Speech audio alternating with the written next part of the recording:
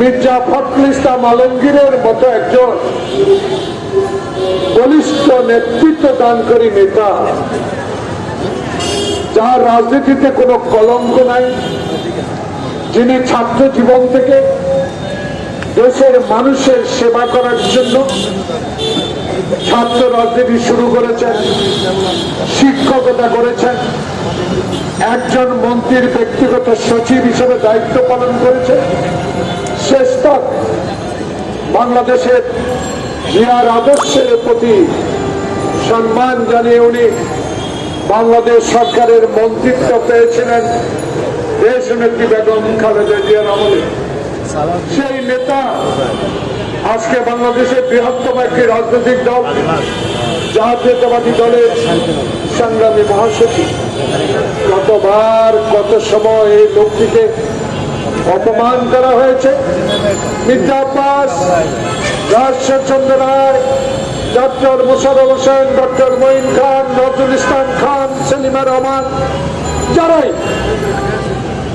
এই বাংলাদেশে হাসিনার বিরুদ্ধে কথা বলার চেষ্টা করেছিলেন, তাদেরকে নাজেহাল করেছে হাসিনার পালিত বাহিনী, হাসিনার পালিত পুলিশ বাহিনী।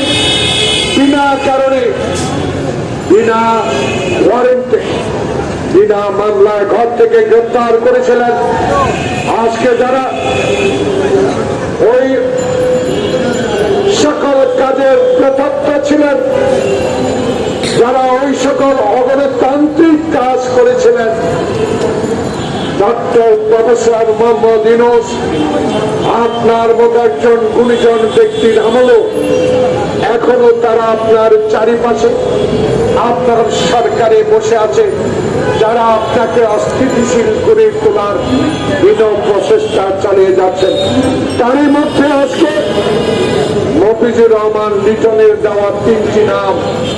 প্রিয় বন্ধুরা, আপনারা যারা সাংবাদিক, যারা বিগত দিনে আমাদের মতোই নিপীড়িত হয়েছেন, টিয়ার গ্যাসের চেলে চোখ ঝাঁঝরা হয়ে গিয়েছিল, টিয়ার গ্যাসের সেল না শুধু সারা গুলিত আহত হয়েছিলেন, আপনারা সেদিন আমাদের কথাগুলো মির্জা ফখরুল, আব্বাস গওহর, নজরুল ইসলাম খান, সেলিমা রহমান, তাদের কথাগুলো তুলে ধরতে পারেন নাই।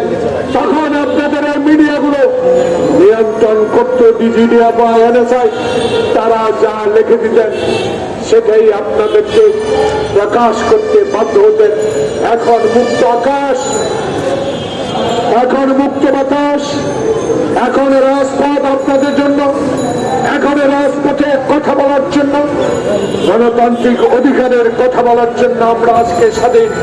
সেই স্বাধীনতা এনে দিয়েছে 16 বছর আন্দোলন করে বাংলাদেশের জাতীয়তাবাদী শক্তির সাথে সকল গণতান্ত্রিক রাজনৈতিক দলগুলো সেই 16 বছরের আন্দোলনের ফসলকে ঘরে তুলেছে জুলাই আগস্ট বিপ্লবের নারীদের নেতৃত্বে।